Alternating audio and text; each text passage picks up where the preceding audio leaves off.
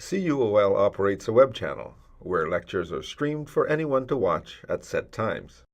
From the CUOL main page, select Access Courses. Once there, click on the web channel option. The schedule of when courses are shown is on the web channel page. There will be a delay between the classroom recordings and the webcast, so keep an eye on the due dates.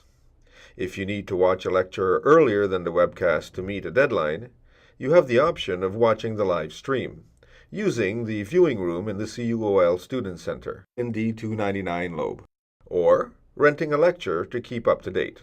These are also good backups if you miss a webcast.